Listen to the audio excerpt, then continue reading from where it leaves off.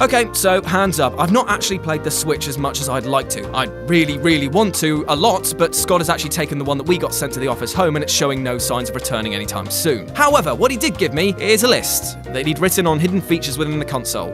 You're welcome, right? Well, let's go through this together and you can learn some sneaky secrets and I can just pine after the console I don't even have. With this in mind, I'm Jules, your Switchless Southwest Savage, and this is Nintendo Switch. 9 hidden console features you didn't know about. Number 9. Pair a Joy-Con with your phone. For years, we've been able to pair the likes of DualShock 4s or Xbox One pads to mobile phones, thanks to their Bluetooth capability. But say you're going on holiday or would otherwise like to take a controller with you, but both options are far too big. Well, it turns out you can connect your Joy-Con with your phone and enjoy a very portable gaming experience. You can even connect them to a Mac or PC to enjoy that Steam library multiplayer session that you've always wanted. Number 8. Check Facebook with the hidden internet browser. This one's a bit strange, as although the Switch doesn't actually give you the option to browse the web, it still has a built-in web browser. I know, it's just Nintendo being Nintendo, so just bear with me. If you head to your user settings and then posting to social media and hit link, the Switch will open its browser window and take you to Facebook's login. However, inside the window, you can navigate to your main feed, post statuses, check notifications, and even watch videos as the Switch supports many types of playback. So there you go. Number 7. Attach a USB keyboard. Sick of typing out sentences for your pictures or when you're making the dankest and spiciest of memes? Or just attach a USB keyboard.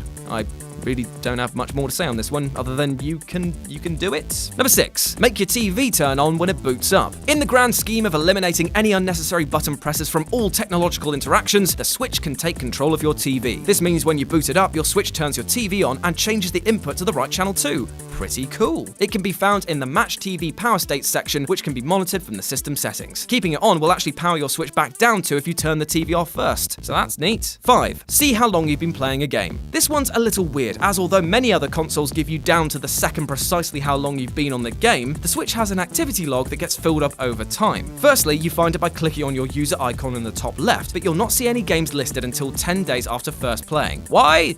Because Nintendo, I guess. But once that time has passed, you'll start seeing your collection being broken down, complete with how long. But even then, the Switch doesn't give you specifics. Instead, it will pop up with stuff like more than 80 hours, less than a day, a few minutes, sometimes updating to a specific hourly figure and other times just leaving the details for you to assume. Weird. But again, very Nintendo. Number 4. Turn the Joy-Cons into Wiimotes. Unique to the world of Goo as an implementation, the Switch's Joy-Cons can actually continue the functionality of the original Wiimotes, i.e. they can be pointed at a screen and used to track a cursor in real time. It may seem like a minor feature, but this proves that Nintendo has subtly cracked how to enable functionality without having a sensor bar atop your TV. A notable step forward from the Wii and the Wii U, and yet they barely advertised it. World of Goo uses the control method to build its many in-game structures, and will set up the Joy-Con when you boot up the game, but this could pave the way for backwards compatibility, so fingers crossed. Number 3. How to perform a full reboot. Bugs, crashes, and crippling glitches are going to happen to the best of us. It's knowing how to get your console working again that prevents any mass freakouts. To that end, if your Switch becomes unresponsive for a meaningful length of time, hold down the power button on top of the screen for 12 seconds. This will force the OS to do a full reboot. Once the console is off, give it a few seconds for any overheating or fan issues to calm, and then hit the power again and return to the dashboard. Number 2. Switching regions changes games' artwork. It's a tiny detail, but did you know that many different games have different artwork depending on the region that they were released? Well, it does. Now, the benefits to altering your profile's region are many-fold, but as an added bonus, once you return from accessing overseas eShops, you'll be greeted with region-appropriate artwork on the system dashboard.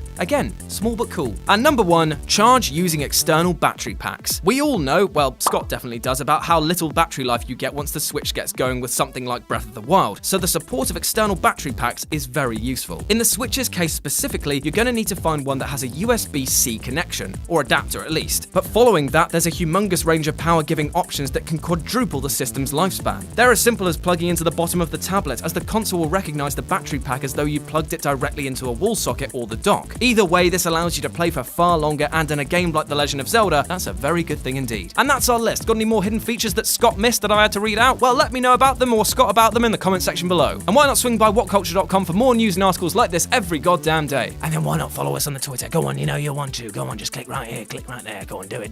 As always, I've been Jules, you've been awesome, and I'll speak to you soon.